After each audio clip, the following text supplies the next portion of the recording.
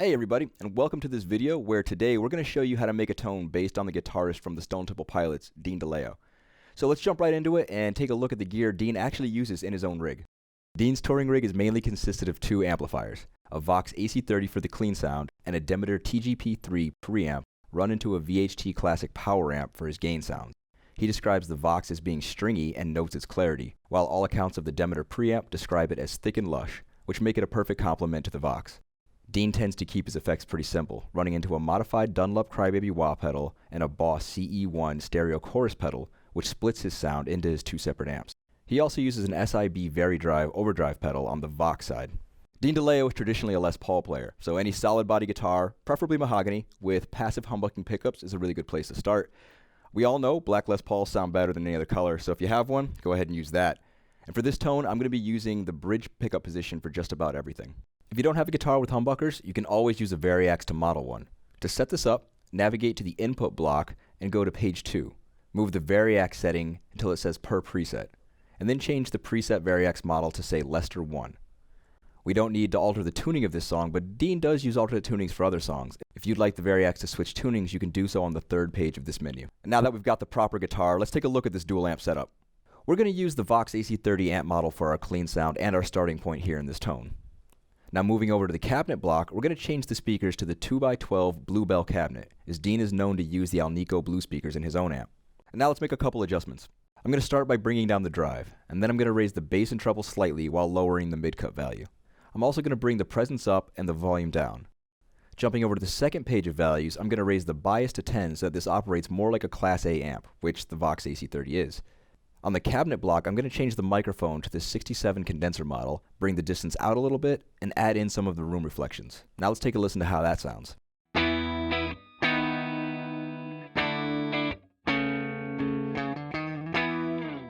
Now that we've got a clean sound, let's take a look at how we can set up a second amp.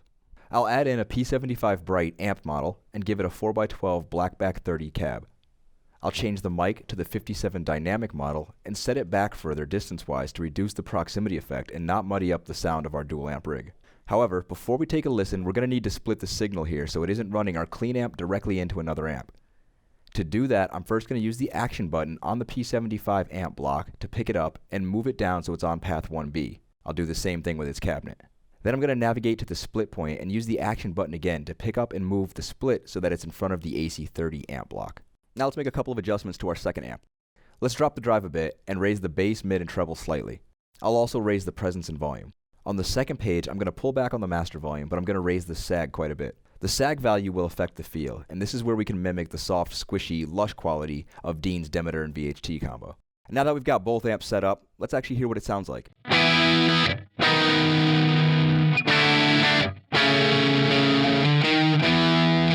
Now that we have our amps in place, let's take a look at some of the effects we can add.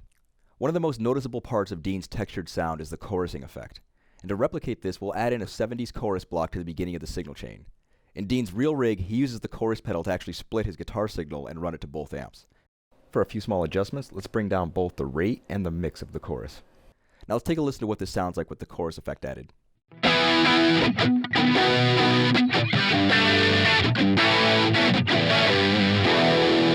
Now we want to add in a reverb block, but we want the reverb to only be heard on our second amp, the P75. But by the time we add in all the rest of the effects we want for this tone, we're going to run out of DSP. So the workaround is going to have our signal path continue on the bottom lower path. Here's how we're going to set that up. I simply navigate to the output block and I rotate the joystick one click to the right, so it shows an arrow that leads down to signal path 2A. Now I can add my reverb and other effects with plenty of DSP to spare. Since I only want the reverb to be heard on the P75 amp, I will use the action button to move it down to the parallel path 2B. Now I'm also going to move the split point of path 2 down, along with the merge point of path 1. Now you'll want to make sure the outputs of both path 1A and 1B on top correspond to the correct paths 2A and 2B on the bottom row. For that reverb block, let's drop the mix a little bit and then go to the second page and turn the trails feature on. This way, if I ever turn the reverb effect off, my echoes will continue out nicely. Now let's take a listen with these new reverb adjustments. Now that we've dialed in the main components of this tone, let's take a look at some of the additional items we can add in. First, we'll add in a phasal wah to the first slot. To mimic the modded Crybaby Dean uses, you can adjust the frequency range on it to get a bigger sweep. Then we can add in a Scream 808 model after the split so it's only affecting the Vox amp. I'm using this more as a boost rather than an overdrive or distortion, so that means I'm going to drop the gain and level, since Dean's sound isn't meant to be super heavy and overly saturated. Dean mentions that there's only a few songs that he actually turns the overdrive on for. Just for the sake of filling things out, I'm going to add in a volume pedal to the end of the signal chain, which is going to require me to move that last merge point to a spot in front of the volume pedal. I'm also going to add in a simple delay effect right before the reverb. For the delay, I'm going to change the time to be tap tempo adjusted by pressing the time knob in, and then I'm going to change it to a 1/8 note value repeat. Now I'll drop the mix down and turn the trails on. Now we've got a good solid foundation for this tone. Let's go over a couple things to help you finalize it. I like to add an input gate at the very beginning of the signal chain, and I usually set the threshold to -70 or -60 dB. I set the decay really short to around 10 milliseconds. We can lightly touch foot switch 12 and then use the 6th knob under the screen to adjust tempo. With all of our effects in place, I'm going to show you guys now how to assign them to foot switches. For this, I'm going to follow Line 6's traditional layout for effects placement, but you guys can feel free to switch this up and use whatever works best for you. To start off, I'm going to press in foot switch 6, and this will send us over to stomp mode. Starting from the beginning of our signal chain, you'll note that the wah pedal is already assigned to expression pedal 1. Moving to the right, we'll see the overdrive, which I want to assign to foot switch 8. So I'll lightly touch and hold the foot switch, and then confirm the selection by selecting OK on knob 6. Then we'll see the chorus effect that I want to assign to foot switch 9, so I'm going to follow the same procedure as before. I'm not so concerned with assigning amps to foot switches, but I will assign the delay to foot switch 10 and the reverb to foot switch 11. That brings us to the end of our Dean DeLeo tone creation video. I'd like to point out here that there's tons of other things that go into affecting your overall tone. I mean, everything from your hands, your instrument, your picks, your string gauge, even your volume and listening environment can affect your overall sound. I mean, just for instance, I'm pretty sure 90% of you guys pick harder than I pick, just because I've got little baby hands. But the idea here is I'm encouraging you guys to download this tone and tweak it until it fits your individual playing style and needs.